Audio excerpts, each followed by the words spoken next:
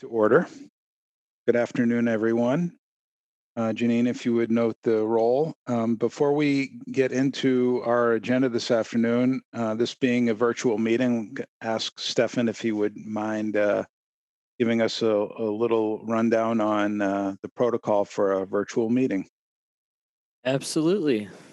All right, welcome to our virtual meeting. If you lose connection at any point during the meeting, you can reconnect by clicking the link or calling the number in your original email. Members of the commission, if you're able, please activate your video and keep it on for the duration of the meeting. Staff, if you're able, please activate your video when you're speaking. Please use the raise hand feature when you'd like to be recognized to speak, ask questions, or request a roll call vote. Staff, please use the raise hand feature when you're asked a question. In this meeting, panelists have the ability to mute and unmute themselves. The chair will do their best to call on commission members in the order in which hands are raised. Lowering your hand will take you out of the queue. Members of the public who are registered to speak, the name you entered in Zoom must match the name you entered in registration. You will remain muted until called upon. The chair or commission staff will tell you when your time is up. After speaking, a member of the body may ask you a question. If you need to share documentation with the commission, please send it to the email listed on today's agenda. Karen Goodhart, the floor is yours. Thank you very much. Okay, our first order of business is approval of the minutes from 2 weeks ago. That's a motion and a second. Moved by Jessica, second by Lois. Okay. Seeing no other hands raised, by unanimous consent, the minutes are approved. Okay, then next order of business is number one, general public comment. I did not see any registrants for general public comment. So we can see if we've got any disclosures or recusals this afternoon. No hands raised on that one. Okay, Janine, if you would please provide us with an agenda overview. Thank you, Chair. So for this evening's agenda, I wanted to note to the public that written comments can be emailed to urban design comments at City of Madison. And please note that comments received after 3 p.m.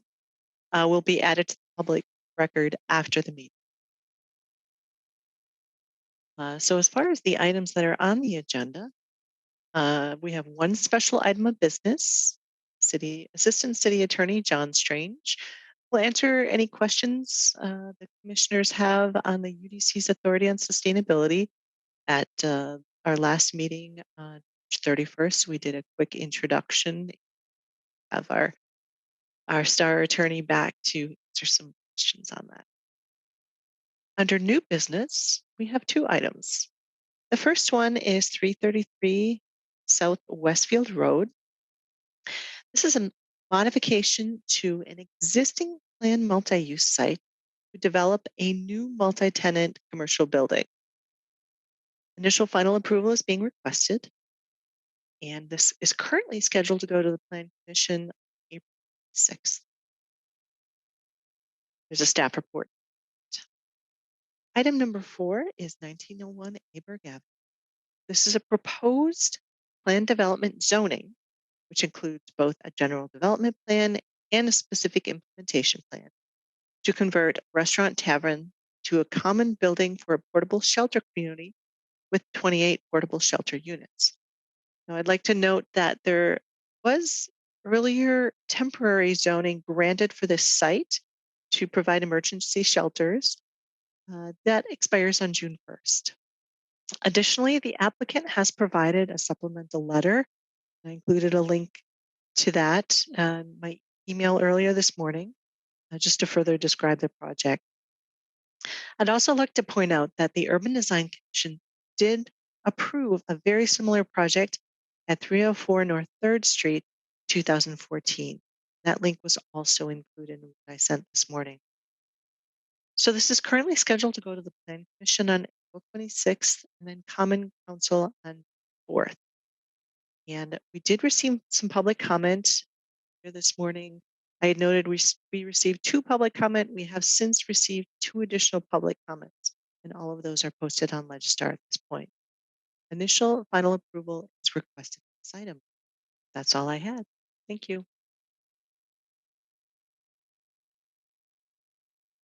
Okay, thank you very much. So let's see. Item number 2, special item of business, presentation by Assistant City Attorney John Strange. And we did receive, as Janine mentioned, and I hope you have had a chance to review the PowerPoint that Janine sent, but there was a nice summary of our authority on sustainability at that point. I see John there. John, are there any opening remarks that you'd like to make before you started fielding any questions? Sure. Well, first of all, thanks for your interest in this topic. Can everybody see my screen? Okay. Yes. Mm-hmm. All right. So this is sort of a longer version, and I won't go through this entire thing because I know that Janine had given a little bit of um, an outline at the last meeting. But I've now presented or talked about this topic with the Plan Commission, Sustainable Madison, and a variety of other individuals and groups over the course of the last probably year or more. And just like yourselves, there's a lot of interest in this topic, sustainable building, sustainable development, and what can you do as commissioners, commissions, what can we do as a city to require, incentivize, or encourage developers to include these sustainable building measures in development. And some of the things that I tell people is, see from the list there, sustainable development means many things to many people. So when I get questions like, can we do this? Can we do that? Oftentimes it's the answer is, well, it depends, and we have to look and see. As we'll talk about today, looking at the limitations that we have with respect to state law and other things. And I'll try to just set this up for you and then field questions within the context of the UDC ordinance. But I kind of wanted to reiterate this because the limitations that you face as the UDC are the same limitations that the Plan Commission faces, the same limitations that the city in general faces. And so this slide kind of just sets out the regulatory framework for, generally speaking, how we can require development initiatives of any kind. We have our zoning authority, and we have other city ordinances, such as, for example, the UDC. And then sort of on the other side of that in red, which is sort of signifies stop, is the preemption issues that we face from the state building code and the state energy conservation code. And I'll go through a little bit about that. One of the issues that comes up is this preemption analysis, which we often talk about. Are we preempted by the state building code? It does not apply to valid zoning ordinance. So sometimes that's something that gets a little bit lost in the weeds. And that's why one of the things we'll talk about tonight is, you know, exactly with given all of the interests that people have, mayor's office, you have alders, you have the plan commission, the UDC, Sustainable Madison. Really, what's the best way forward for Madison to create a sustainable building law, sustainable building incentives to try and get some of this stuff incorporated into development. And so as I've studied other cities, and you probably are as if not more familiar than I am with other cities, but they really kind of focus on a variety of different things. And I wanted to emphasize this because there are some things that you can do outside of outright requirements, where we have to get into the discussion about preemption and those kinds of things to try and encourage sustainable development.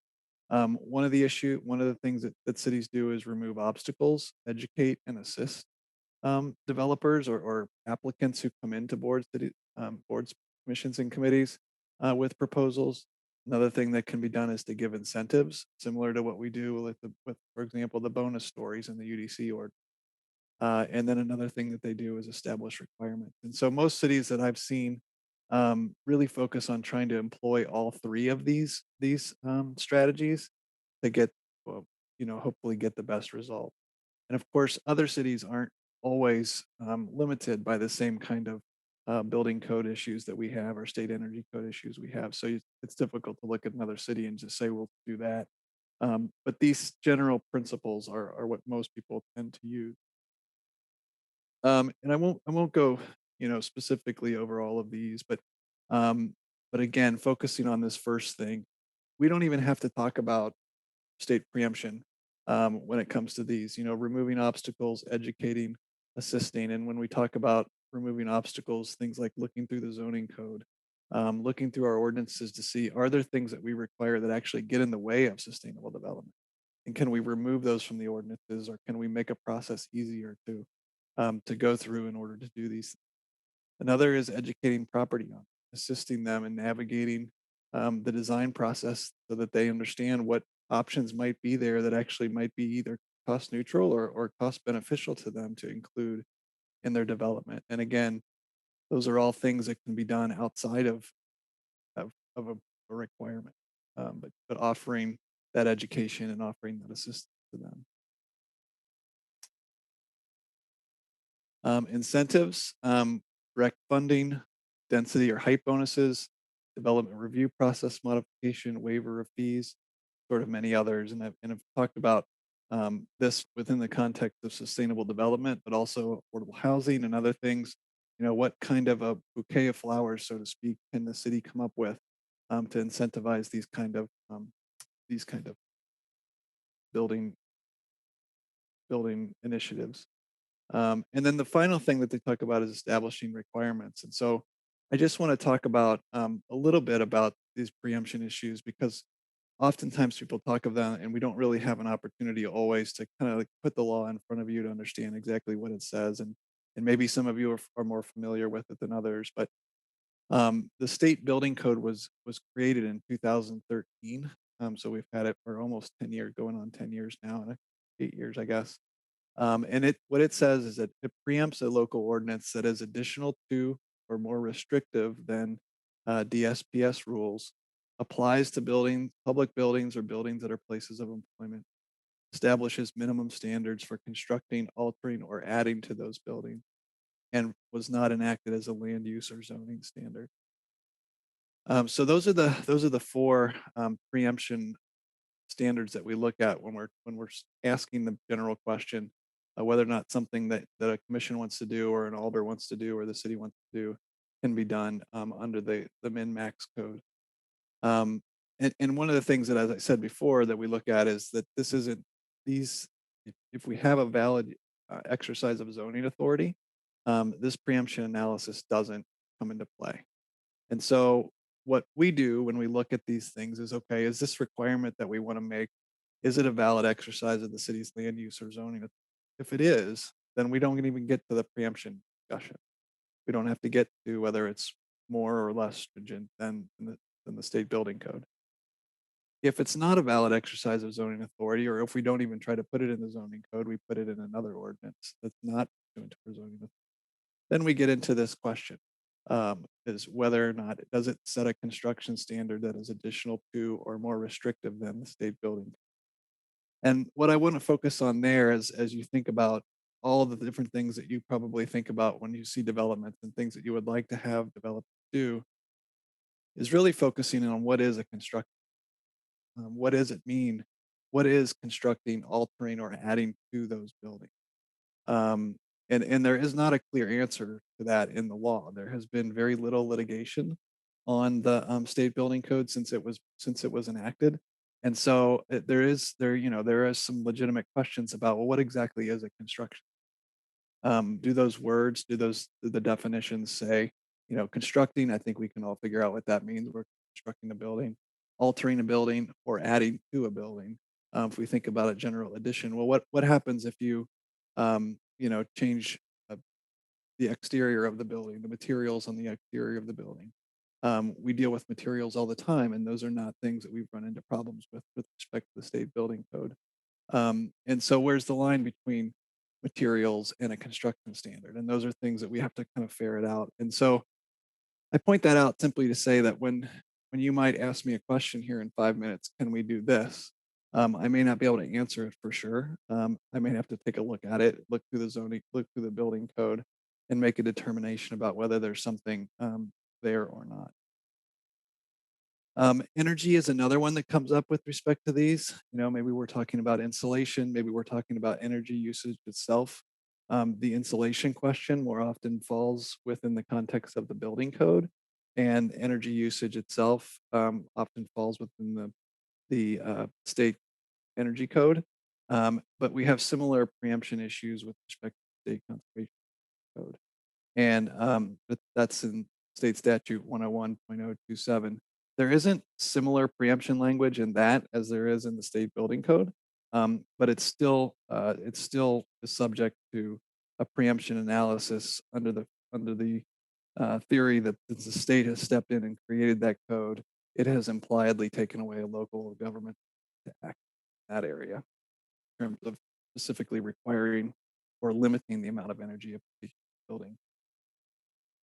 So those are the two main, stop signs that we see when we come up with these sort of considerations and questions. And as people have been working through this issue, whether it's the Plan Commission or alders or group people, these are some of the key considerations that we've pointed out to them.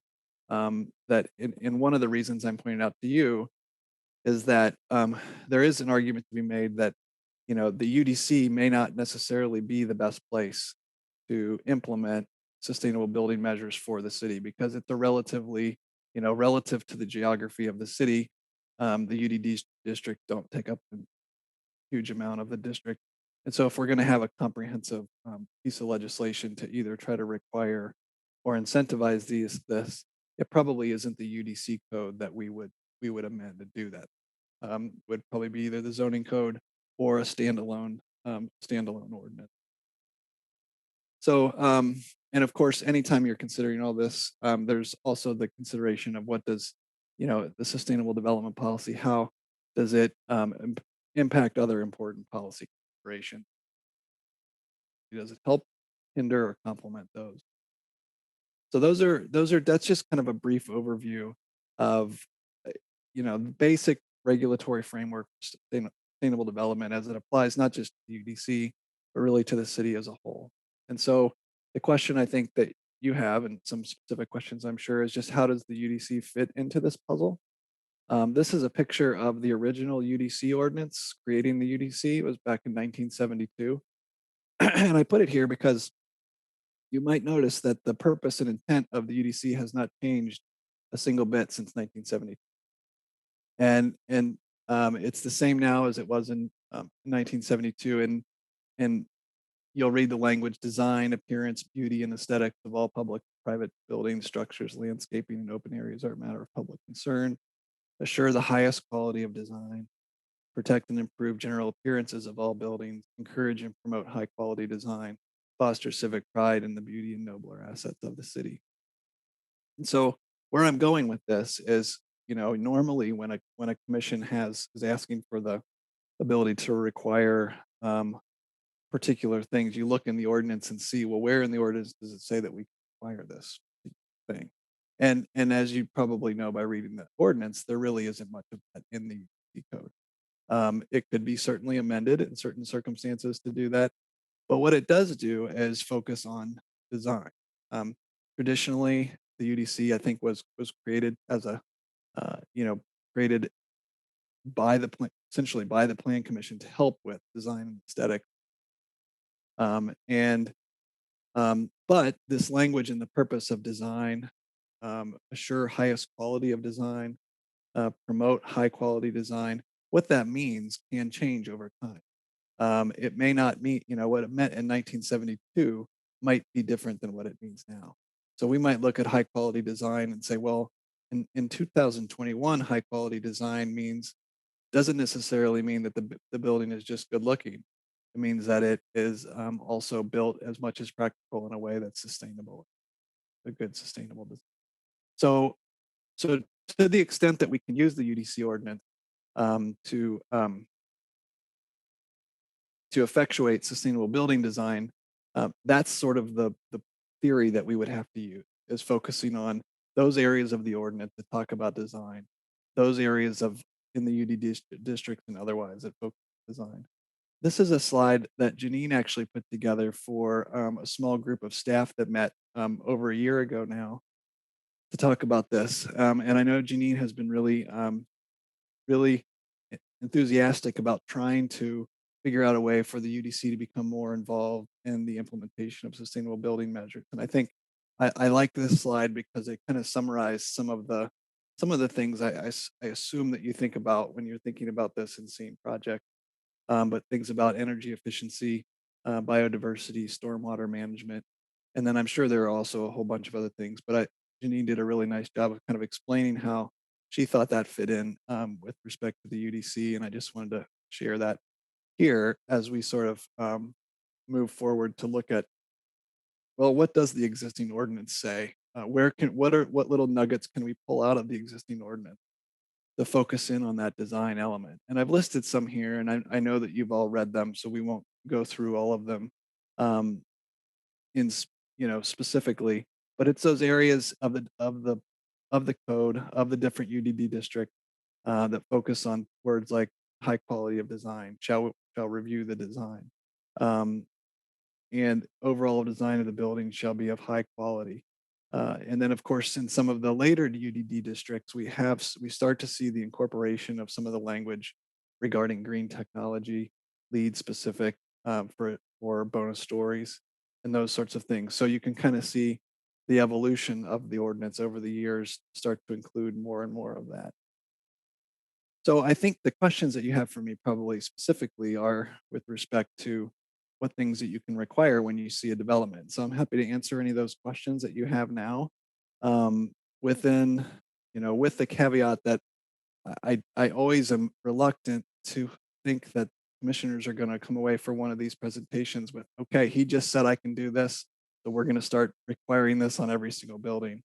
What I've been trying to encourage staff and policymakers to do is to give us a list of the things that they want to do, and let's really take a clean look at it, and then come up with if not an ordinance change, a policy or some direction to commissions for how to do this in a pragmatic and kind of practical way. So with that, I'll just let you shoot any questions you have, and hopefully I can answer them. And if I can't, I'll try to get answers to get back to Janine to get back to you.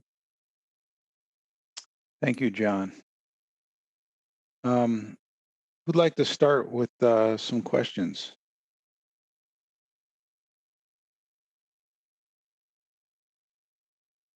Nobody. Russell.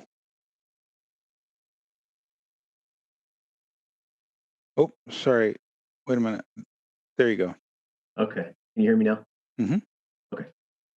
Hi, John. Thank you. And I fully understand the preemption issues, as you call them. Preemption's not a word I use often, so I think I understand it. But one question I have for you is, try to phrase this as succinctly as possible. Does it benefit or harm the city for this body to be some part of the enforcement arm of those code standards that you referenced? Well, when you use the word enforcement, you mean just in terms of requiring certain things through those code provisions. I and I've talked with Janine at length about this, and I've talked with others at length about this too. I'm not a policymaker, but my suggestion to policymakers has been, let's put together a comprehensive plan and have it be something that the developers, the commission members, the alders can know and expect as they're developing project. If there are requirements, fine, let's let us know what those are front. Let's have it be consistent, clear as to what they are. If there are incentives or if there are things that we can do to assist, let's make sure they have those. I think that is preferable to an ad hoc sort of look. When a project comes through by different commissions, you start to get sort of differing results depending on. But I don't think that it doesn't necessarily mean that it's a bad thing for the commission to look at. For example, when they're looking at designs, are there things that the commission can start requiring in terms of a design that may not be earth-shattering requirements? They may not be. It may not be solar. I don't think you can require solar. UDC can't require solar on buildings until the city takes some kind of a step to figure that out with respect to all buildings. But if it's a matter of siting the building, if it's a matter of how the building is designed in ways that might encourage more passive energy, those kinds of things that could be done that aren't necessarily anything even related to the preemption arguments in the state building code. I think that if we can come up with a way for you to do that, I think that that can be something that you could do. I unfortunately don't know all the design things that Janine does. I can't sit here and say, well, when you're looking at this and there's a X number size building and it's this size of a lot, then you could have it directed this way, and that would be a better way to do it. Um, so I think those kinds of things could be helpful. I think that if the UDC got in and really tried to get aggressive with it, it could start to hurt cities to move forward with a more comprehensive plan. And I know there are a lot of people working on this. And I think one of the sort of unfortunate products of the pandemic, of the many that there have been, is that as interest in this was gathering, these different groups kind of splintered off and sort of met as they could, given the under the circumstances. And it would be really nice to kind of get everybody back together in the same room, even if it's a virtual room, to have a cohesive policy going. Hopefully that answers your. If I can just echo back one thing to you, just to make sure, the first thing you said, I think goes back to something you said during the presentation, which is, is the UDC really the appropriate body to do this versus a citywide kind of Right. Is that That's right. Yeah. is No, that your first yeah. If reaction? you just look at it practically, if we're all for sustainable development, we would want to do it on a larger stage. It's just the geographic district that the UDC gets to handle. I mean, it's a relatively small amount of area that the UDC covers in terms of its jurisdiction. Um, so either something that a comprehensive change to the zoning code that would apply to all new development, or like, as I said, a standalone ordinance that might be outside of the zoning code that would apply to all development, or even in some circumstances all buildings, would be the more comprehensive and way to do it than just having things go through the just. Thank you. That helps. Thank you. Okay, next is Tom. Thank you. John, on the city has actually taken some steps on issues like stormwater control. We have a new ordinance that vastly expands requirements. Yep. Bird-friendly glass, I believe there's an ordinance passed, and also electric vehicle charging stations. Are there any other initiatives like that that would give us more citywide ordinance levers? Because all of those things were things that had come up ad hoc in urban design, and we had suggested and controlled and whatever. And now we have ordinance. Is there anything else in the pipeline? There's, I mean, as far as I know right now, there is nothing else burning in the pipeline. I mean, bird glass just was enacted not too long ago. We did receive a notice of claim from a law firm that's going to challenge it on preemption grounds. We'll see if we actually get sued on that or not. I wrote that particular ordinance and will defend that lawsuit. I was wondering how it squeaked filed.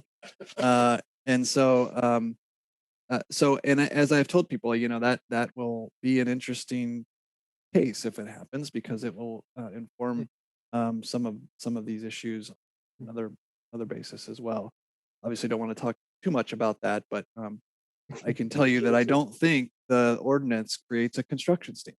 And so if we get into a preemption argument, and that's, as we talked about before, I don't think it does. They think it does. So that's why we would go to court and figure that out. I mean, suffice to say, there are a lot of other ideas that are in the pipeline. Nothing super close. One of the things I think probably, I can mention, and there's no active proposal for this, but the issue of energy benchmarking, not where it's a requirement that developers provide the information in terms of the amount of energy that's being used. And what we've advised from the city attorney's office is that we wouldn't be able to take that next step because of the state energy code, and then require them to, for example, reduce their energy usage But if we at least knew what it was, we might be able to educate, we might be able to assist in the design of the building to reduce or Visible. to do those kinds of things. And I know Alder Abbas is not on this call, but he's talked a lot about focus on energy and the ability to, getting some design assistance for developers, so they know kind of up front before they design their building, hey, if you design it this way and employ these sustainable measures, it's actually not going to cost you more, and over time it will actually save you money. And just knowing that without a requirement can sometimes create more sustainable. More an education model, but Yeah. in a consistent fashion. So that's one. I mean, there's obviously a lot of interest in solar. There's a lot of interest in green roof. There's a lot of interest in, you know, the amount of windows that can be allowed on a particular building because of the energy. So those are all things that are kind of, I think hot potato topics, if you will. And as I've said, there's a couple ways that we can do this. We can do it piecemeal, where we pass sort of one ordinance at a time, or we could do a quote unquote omnibus legislation that puts together a program for development. And if you look at other cities, sometimes that's the way they've done it, is to say, okay, buildings over X thousand square feet, here's a menu of sustainable measures, and you have to pick 3 of them. Or if here's a requirement, and if you don't do this, here's another way you can set this requirement. So that allows them to kind of play off. So obviously it's up to the policymakers to kind of decide how to go. And as I said, this particular effort has been a little, the pandemic has kind of prevented people from kind of congealing on a particular thought, but all of those things are there and potential issues. One, if I may, one additional one that's going to come up. We've dealt with it recently, and it's going to come back to us. And I think Christian was the one who sort of brought up, we really don't have a city standard when a development takes substantial, particularly old canopy trees. We've had several developments recently that took large swaths of significant trees, and we have one coming up on the west side that will take some very significant old oak savanna out of play. Yeah. And we really don't have city guidelines on that at all. We use our nudge and persuasion tools the best possible, but I could see a possibility of stopping certain developments based on that criteria if the tree loss is significant. Will city back us up on that? Well, I'm not sure I can answer that question, but I always, whenever you ask things like what's in the pipeline or is there anything new, I work on so many ordinances that I often tend to forget. But actually, just recently, an ordinance was passed that moved setback in such a way that it will allow for larger trees to be planted, particularly in the downtown area, to try and increase the tree canopy downtown. So there again, sometimes these things come through and you don't really realize, oh yeah, this is a sustainable thing. But that's another the one that comes through. But I know there has been, for years there's been tree preservation. So that would help us. Yeah. That issue comes up from time to time. Thanks. Okay. So what can we do? One of the things we discussed last time when Janine presented a summary is, looking at the things that you kind of summarized, John, that we do have some leverage on, bonus stories. There's a downtown height map that allows additional height in certain areas.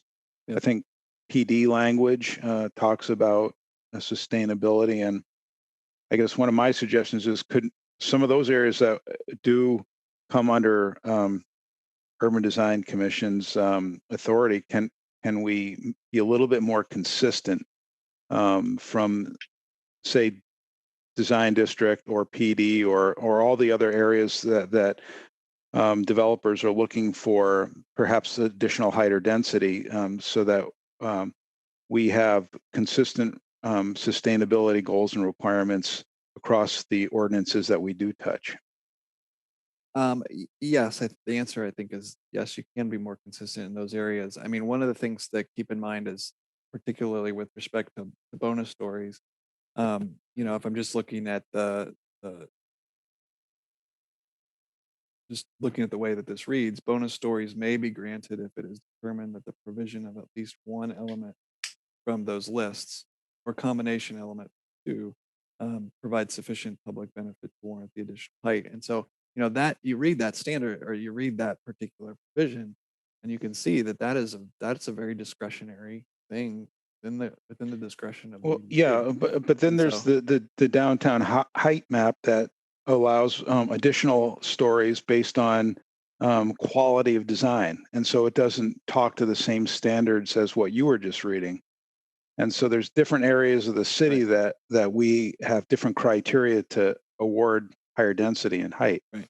Yeah, and I mean, what I was trying to talk about earlier is those areas of the ordinance where it is more specific, like the one that I just read, where you kind of say, okay, well, I can see how that. I think that to the extent that we interpret high quality design to say, you know, merit bonus stories for high quality design is to the extent that we say high quality design equals um, sustainable development. I think that we can do that. Again, the bonus story issue is not, it's not that's what I would call an incentive and not a requirement. We're incentivizing them. They want stories, and we're incentivizing them by saying, okay, if you build higher quality building, then you can get those bonus stories. They don't have they're not coming in with a right to those stories, the incentive to get those.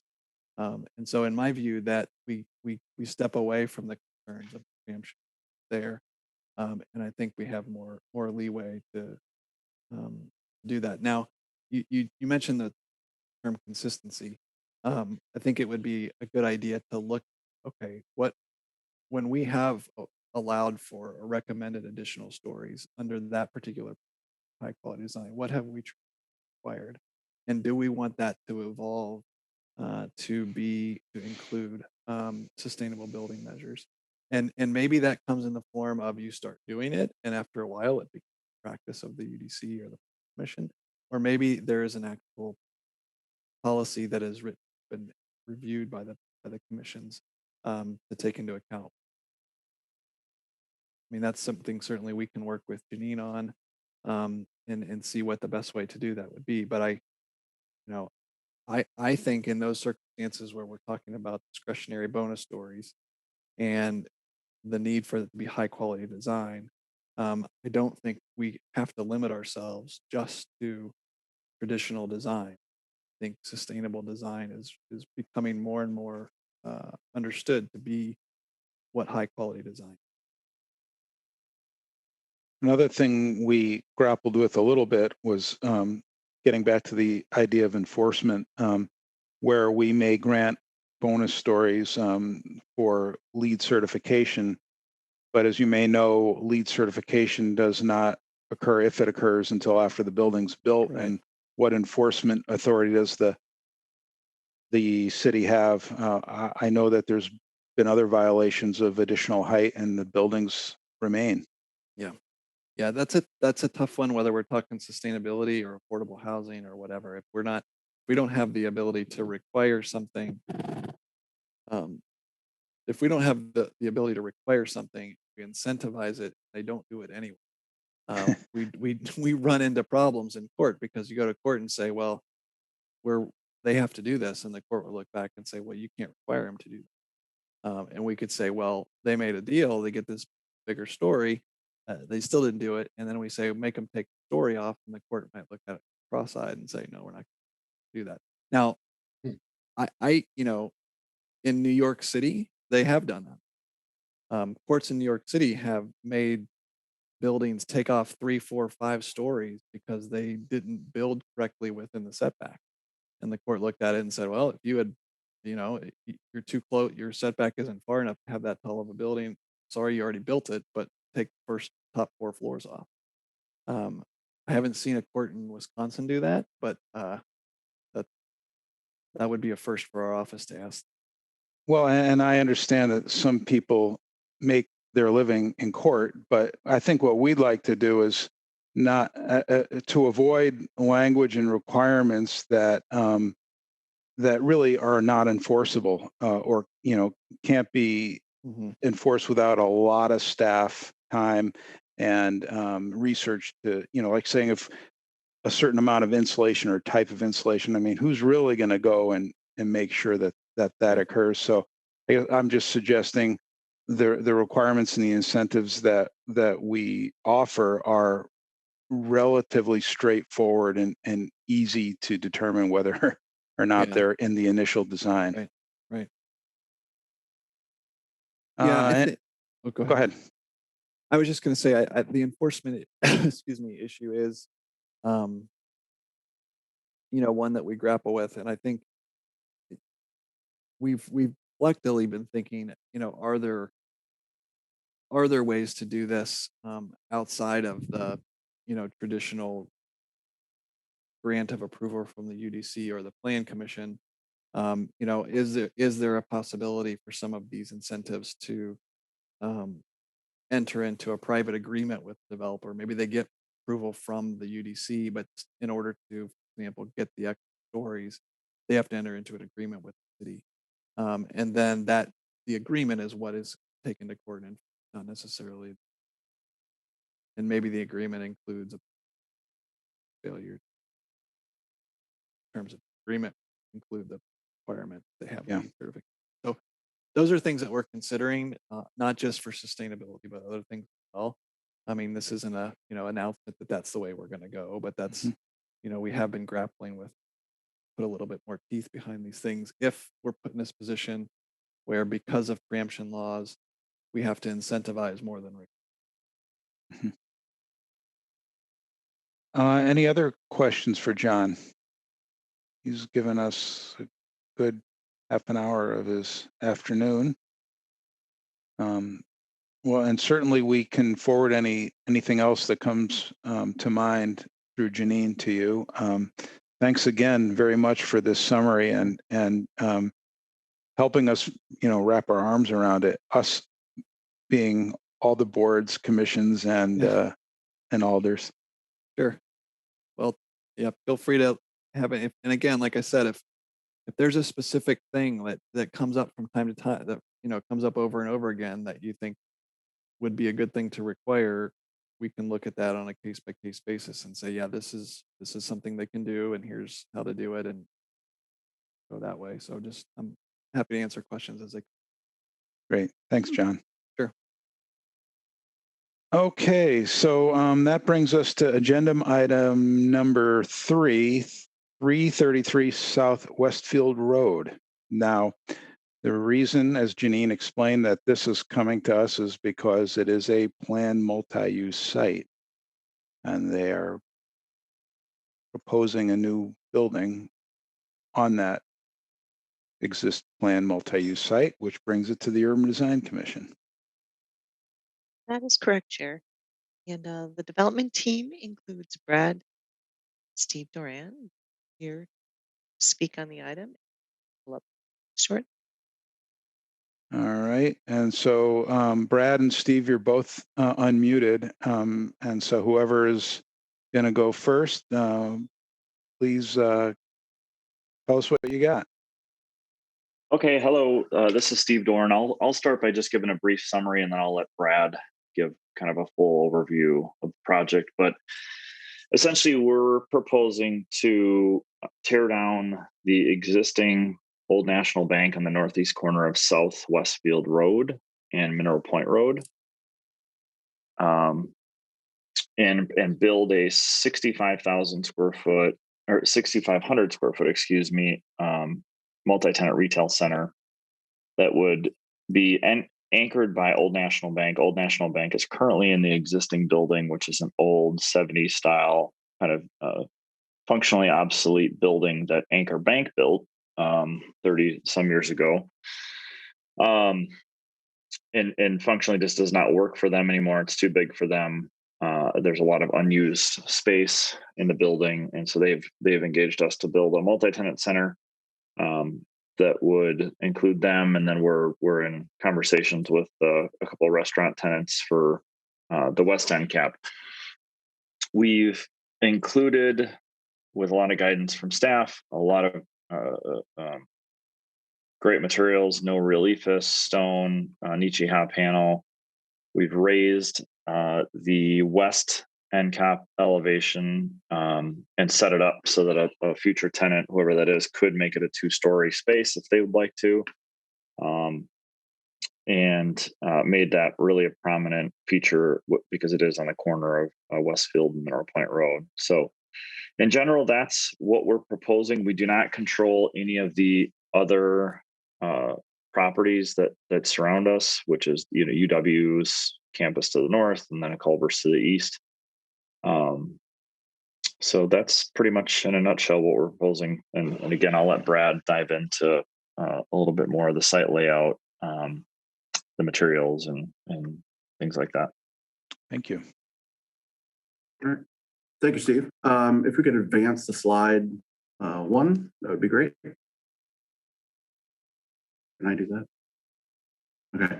And this map just shows kind of what the zoning is, suburban employment.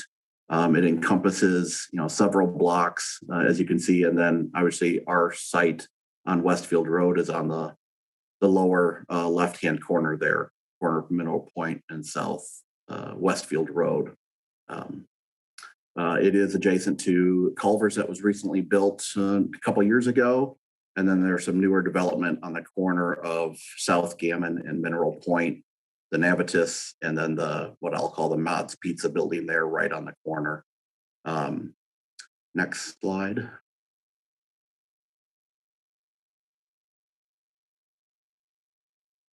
This is kind of just a blow-up aerial of the site as it exists today, where we have the drive-through of the existing Old National Bank kind of wrapping around the building in its current configuration, and then with general parking to the north, with an entrance both off of Westfield and off of the interior street to the north. Next slide.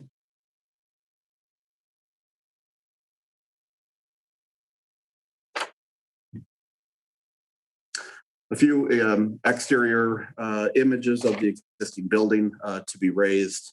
Again, like Steve said, this building is kind of outused its life as a single tenant use. The bank would like to remain a tenant at this location, and so kind of looking at the use of the building for future. I think Steve identified, obviously we're showing a 3-tenant building, one of them being the bank. The west end cap potentially being a restaurant, and then we have a center tenant as well.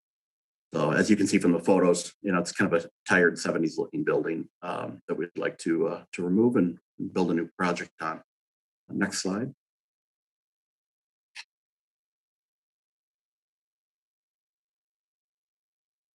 So some existing photos of recent or projects that are just adjacent to this. So obviously the Culver's, which is directly adjacent, was built a couple of years ago. Again, like I said, Mod's Pizza, and now City Barbecue, which is on the end cap on the corner of Gammon and Mineral Point, was just built 2 years ago, I guess now with COVID. And then obviously the TQ Diamonds and the UW building that's further kind of in between the Mod's Pizza building and our particular site along Mineral Point Road. So some context there. Next slide, please. The next slide, we'll be looking at just the existing site plan real quick. Again, this kind of mimics the photos that we said, the aerial, where you have the wraparound existing drive-through for the bank, and then parking to the north. You'll note that all the utilities come from from the west, Westfield Road, and the corner of Mineral Point. The next slide will be just kind of what we're proposing, which is very similar to the existing. We want to maintain the drive-through around the building in its current somewhat current configuration.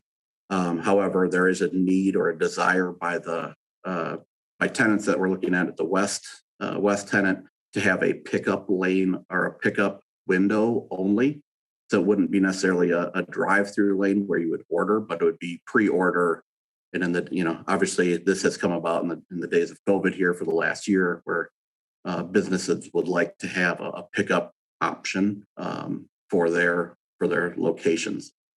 So in doing so, and to get at least 3 cars to queue prior to the window, we are suggesting that we push the entrance off of Westfield Road further to the north.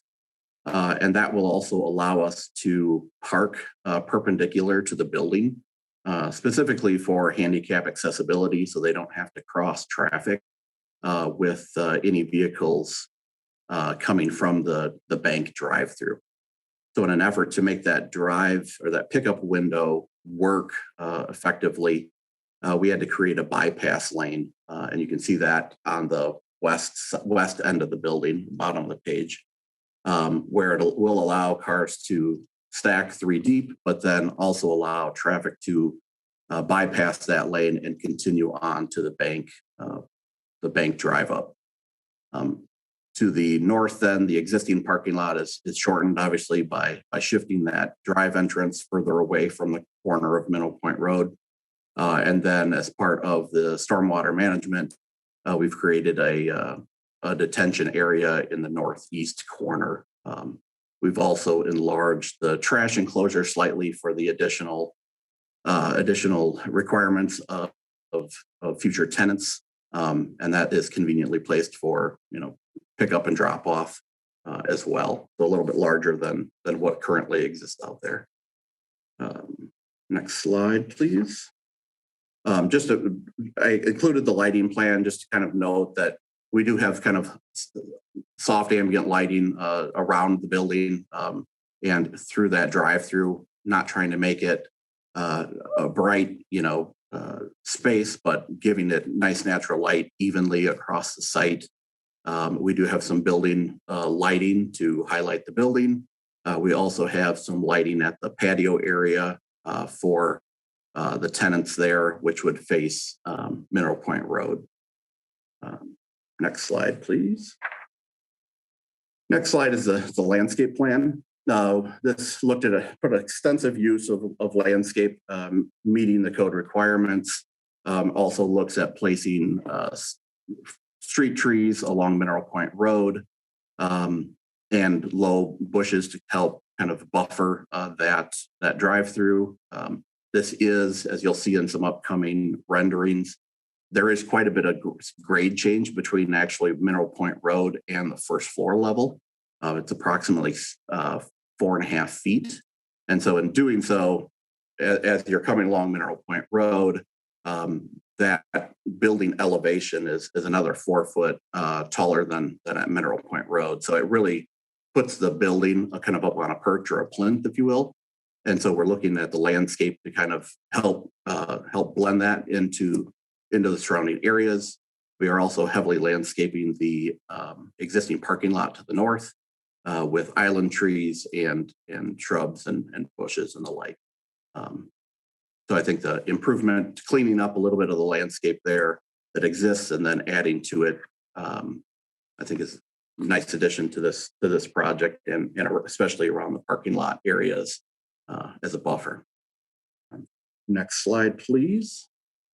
Just a quick plan. We are proposing an outdoor patio space on the south side of the building that will be between the drive-through and Mineral Point Road. This will allow any restaurant or tenants to be able to have outdoor space to the south with that visual connection again to Mineral Point Road, activate the street, and then the main entrances will be to the north to the parking lot side. However, trying to identify that tenants do have a street facing approach, and that's an important aspect of this project. Next slide, please. just a quick roof plan. All the rooftop units will be obviously on the roof, will be screened by the parapet wall on the lower roof. So that's just identifying that to make sure that there's no visibility of the rooftop units from that street, from Mineral Point or Westfield. Next slide. So here we're looking at, again, the proposed. This is a view. The main view here is from the corner of Mineral Point Road and Westfield.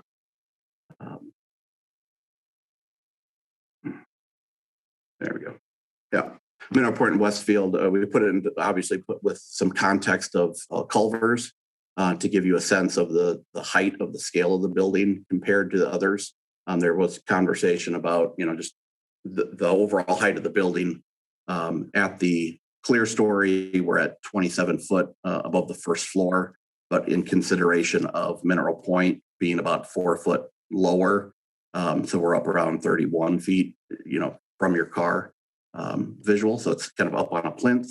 The main part of the building is at 22 feet, where the Old National Bank would be, and then that center tenant.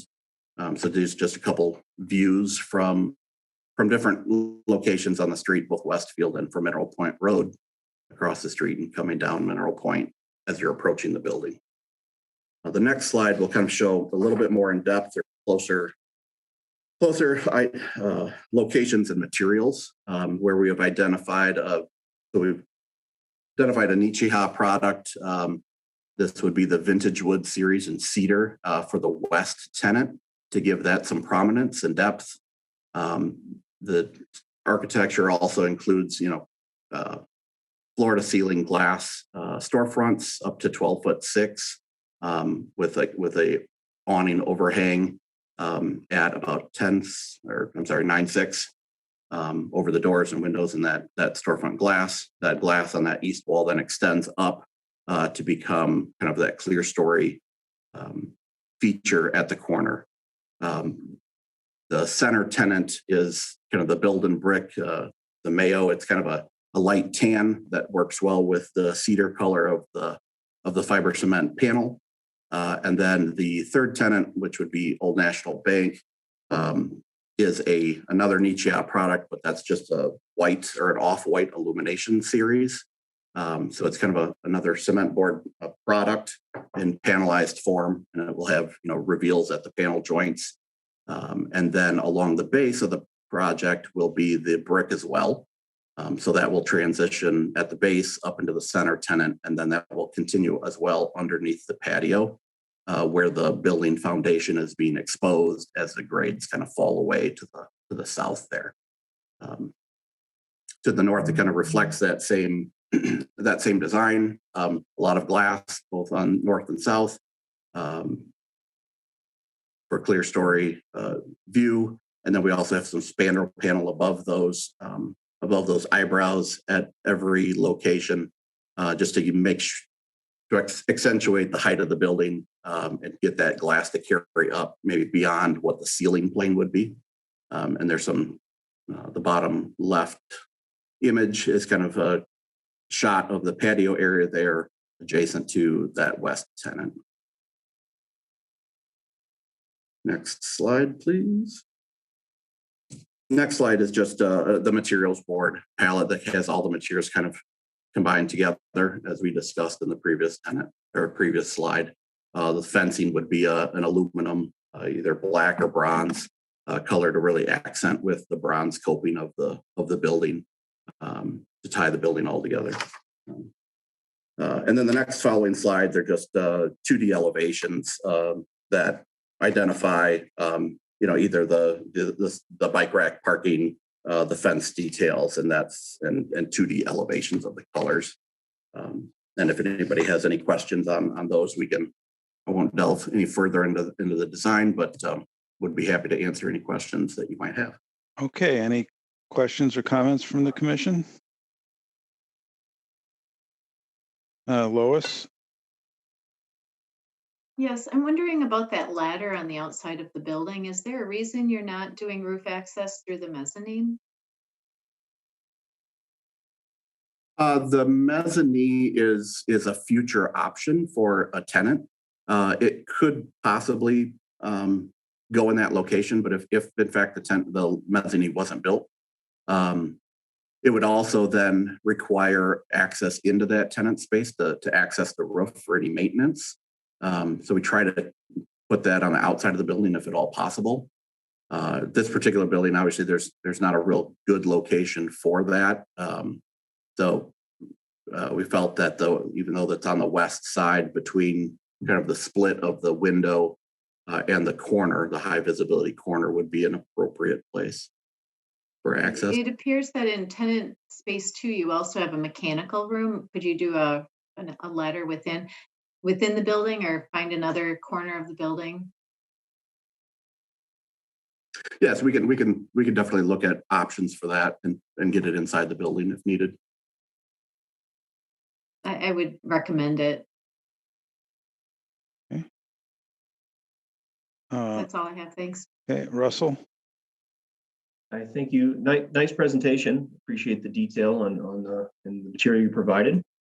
A couple of thoughts that came to mind. One was I was thinking about the outdoor dining experience there being that close to the drive, and I wondered if there was a way potentially to get maybe some vertical greenery or something. They're up, several feet, as you noted, from that drive, but and I'm sure people aren't whipping around, to get to the drive-through, and they've also got a very busy street just next to the property too. But anyway, I did think if I was that diner nearest the guardrail there, you've got the car coming by pretty close, it seems. That's one comment. Question. The other one, I assume that the east elevation was really cut off kind of inside of the drive-through, but I imagine it's the brick that's wrapping all the way around on that wall that's holding up the canopy. It is, yeah. The end of the drive-through canopy would be brick, again with the cedar vintage wood panel on the face of it. That's kind of best shown on would be the upper right corner image there of the drive-through canopy itself. Okay. Yeah, it didn't really come through in any of the material, but I assumed it was the brick wrapping all the way, and it's a pretty prominent elevation, I guess, with for the traffic people driving by anyway. Correct. Yeah, and it's in the existing views, it's somewhat hidden by some larger trees that are there that are owned by Culvers, I believe. So it is somewhat blocked on that northern end of that, but that corner definitely would be visible, and we would expect probably that Old National would have a sign on the end of that wall. Okay, those are my comments. Otherwise, thank you. Nice presentation. I have a question. Where do you expect the main electrical disconnect and electrical meters to reside?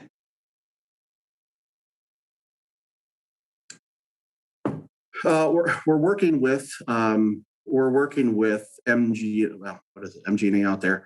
Right now, it does come in from the west, and so we're looking at options. Obviously, this is a four-sided building, so they're going to end up somewhere. Right now they exist on the west end of the building, so it would maybe be adjacent to that ladder that could potentially get relocated. We're trying to work with them to see if we can get it in a different location, but as of right now, it's coming in from the west. Okay, well, I think the final plans should definitely indicate that, and indicate whether or not the box is painted or screened or, however, it's going to be front and center, so it should at least be intentional. I guess the other thing I wanted to point out, and maybe Shane and Christian would want to weigh in on this, is the proposal will take down a couple of really nice mature, I think they're honey locust trees in the front um, for the patio, and then the lower kind of planted bed area on the south side of the building. And I'm just wondering if that's really necessary. And the reason I'm asking Shane and Christian is maybe they, can tell me the viability of a tree with a new building, and just like to see what their opinion is, because when driving by there, that to me is one of the most striking things, is how nice those big trees are right there.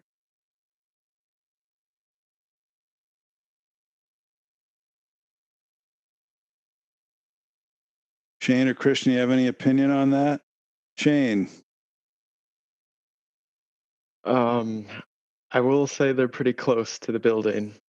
And although the honey locust is a really tough tree, I think at that proximity, it's a roll of the dice.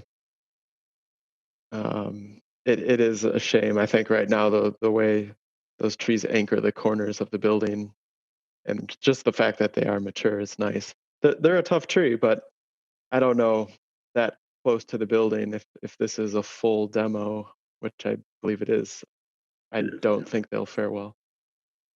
Would the landscape plan benefit from another tree in that spot to grow and flourish in the next few decades? Definitely, I think especially with the patio being out on that side, it's they have the trees that are, let's see, I'm trying to figure out the scale across the driveway. But back to Russell's point, you're kind of hanging out there right alongside a driveway without the trees being any closer, because they'll be tiny for a long time. Mm-hmm. So the whatever that is, the 5 trees that we're seeing along Mineral Point Road, they don't exist. They're a little bit further away from the building, so that might help mitigate that loss then a few years down the road. Yeah, I thought it was noteworthy that they are including those 5 trees. Mm-hmm. And that will help the streetscape experience along Mineral Point Road, which I guess is the trade-off in this case. Okay, thanks. But yeah, it'll take some time for them to actually get any shade over to the patio. And as long as I have the mic, I was just going to make note too that I'm not terribly familiar with the mock orange, which is a shrub species used in one of the landscape islands. Maybe Christian is more so than me. I do think they become a pretty large shrub, so I don't know that that's really the right place for those. So something to just maybe check on. Okay. I'll unmute Christian and then Lois.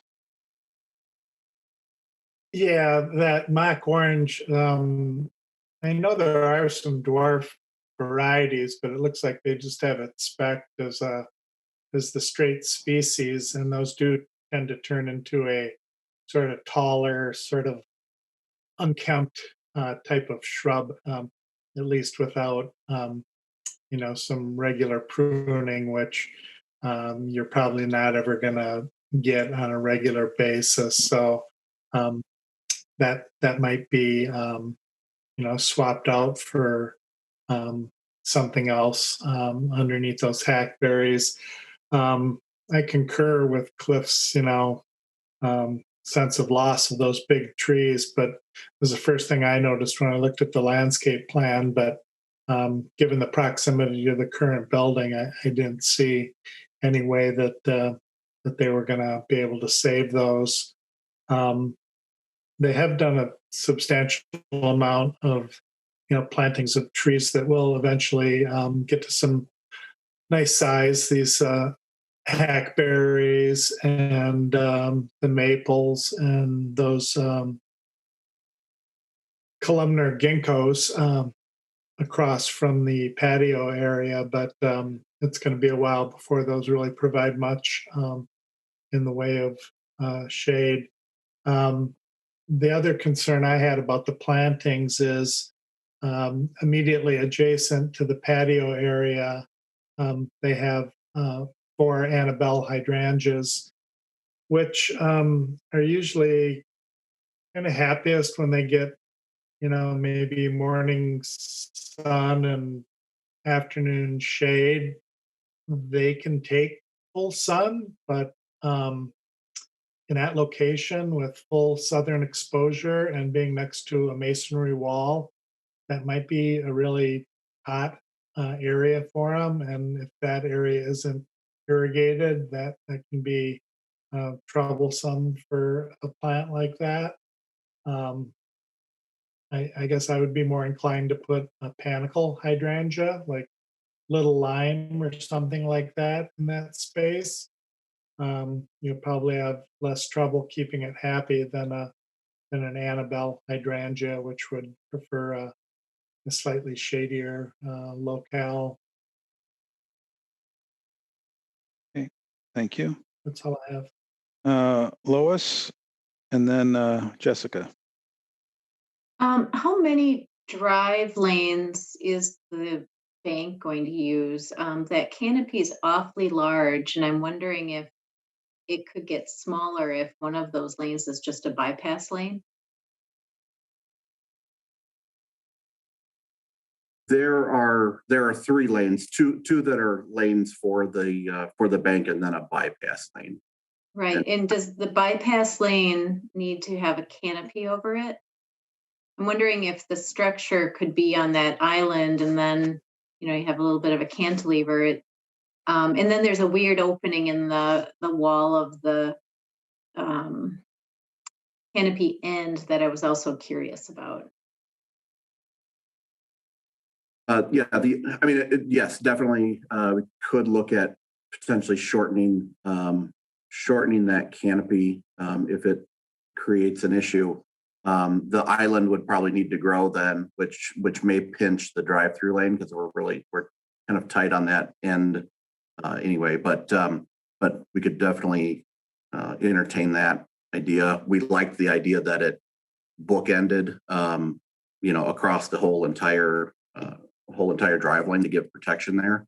The opening was just a design element that mimicked some of the other elements from an opening standpoint in the building. So that center tenant has a very similar kind of offset opening. So we were trying to tie the building together with a common design element and not make that just a solid mass of a wall, being that it was brick.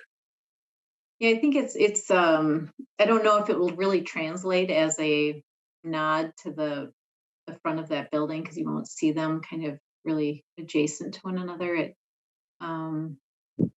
It's a little odd to me, and I'm wondering if that wall could have a larger penetration, maybe to not. I don't know. It just seems very solid. It just seems like maybe it could be a little lighter feeling. Okay.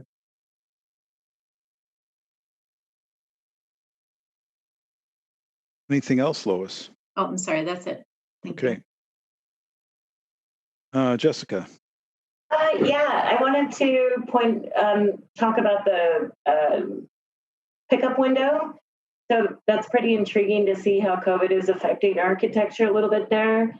I'm wondering, though, the eyebrow over it, as well as the eyebrows on the south side, if you might be considering those to extend out to actually, first of all, at the window, kind of call attention to it a little bit more.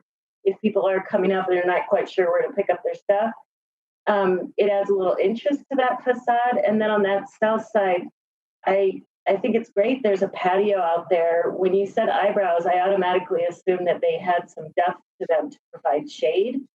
And I'm just thinking about what that intersection is really like. And right now it's really big and wide and open and windy and pretty brutal in the summer, especially if those trees are going to take a while to grow. Or would you consider at all maybe deepening those eyebrows so they are actually well, it's twofold. It could mark the pickup window a little bit more and also provide some shade on the patio. Yeah, I guess we didn't, we didn't want to call too much attention to that window because obviously it is just a pickup window. But I do see your point, and I could see that extending out a little bit longer. That and for the comment on the patio side as well. Now they're up pretty tall, up at 9'6". So the angle of the sun, if it's south facing, I don't know if it would create too much shade for the patio itself, but definitely, a little bit more shade and protection interior. And maybe we can look at different avenues to, instead of just maybe it's a different style of fence for the patios that maybe are a little bit more, say, solid, or break up the wind a little bit, or maybe some partitions in between the patios to assist with the wind and whatnot. But we could definitely look at deepening those canopies or those eyebrow windows slightly. I do know that the tenant that's looking at that end is going to want some umbrellas out on the patio too, which I think helps with the sun. And one thing, just hearing some of the comments that we could do with that fence is run some vines through them. I think that might help soften the experience on the patio, but also help with the wind if we added some vinery in through the fencing there. So we're happy to do those things as well.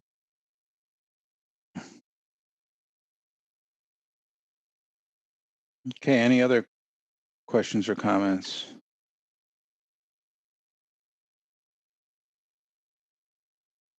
We had a lot of suggestions.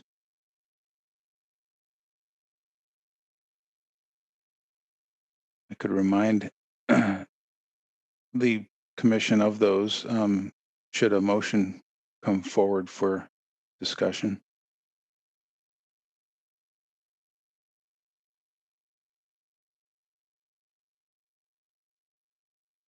This is Steve. Can I just suggest a couple of things that I know we're able to easily do, and maybe that could be the basis for if a motion if that's the direction we're willing to go, or the commission's willing to go. The only thing you can't do is make a motion, but you can go right ahead and offer some things. Sure. So I think, first of all, there were several comments on landscaping, and I think they were all great. And I think all of those are really easy for us to incorporate, switching out shrubs and things like that. So I would offer to include all of those. The one that I agree with not having that ladder on the west side of the building. That is not the most ideal place. One of the things we do struggle with having ladders interior is it's somewhat of a maintenance problem for us, because we have various different vendors that come to the building at different hours of the day. Sometimes they don't have the code, sometimes they would have the code. And so I would prefer, if possible, to keep it on the outside of the building, just so vendors could access the roof without having to go into an interior space. The other thing that I don't have to do then is make penetrations through the roof of the building, which is somewhat of a maintenance nightmare for me.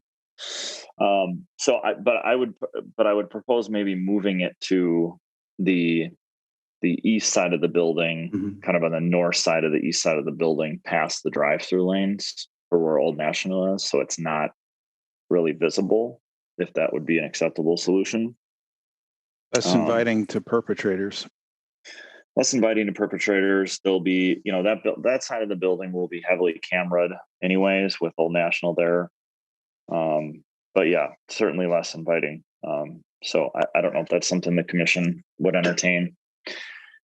There was a comment on the canopy on the Old National side, and I'm not opposed to that. I can understand where you think that looks big. I guess I would just request, can we come up with a solution and work with Janine on that, where maybe that's anchored in that center island with some sort of column, and then it does cantilever over that second drive-through lane. And we would just, I guess, in that situation, we would remove entirely the brick wall that is currently anchoring it as it's proposed, and just have, you know, more of a simple design where we have a canopy over just the drive-through lanes that's supported by two columns in that center landscape island between the two lanes. I'm looking at my list here to see what else I missed. I think the eyebrows. The eyebrow. Yep, that's right. That was next on my list. I think the eyebrows is a great idea, especially over the drive-through pickup window. I worry a little bit about them on the tenant space facing Mineral Point Road, and I guess the other spaces, just because that they will block sunlight into the space too. And I know those tenants are looking at,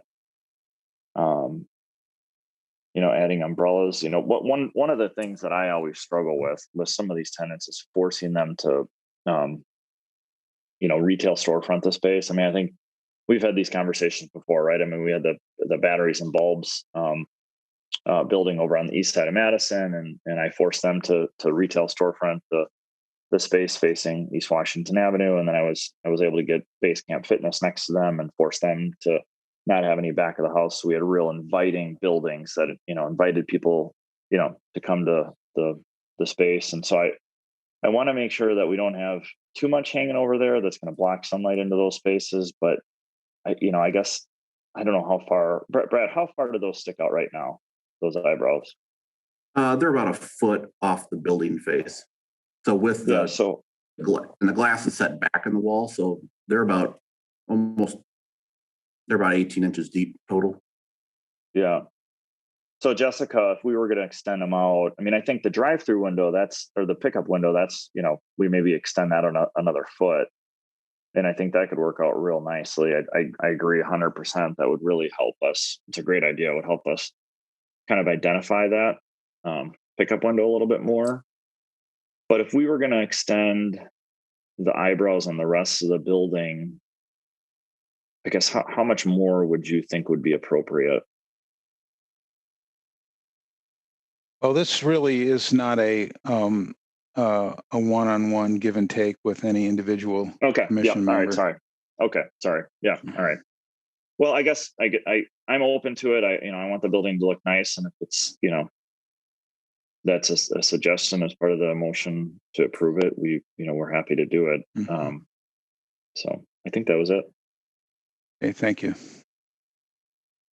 So while Steve was going through the list with me, I'm sure you've had time, commissioners, to think about because there will be a motion. We have to take action on this. So let's get started. Lois? I'll make a motion for approval with the I guess the changes to the landscape that were recommended.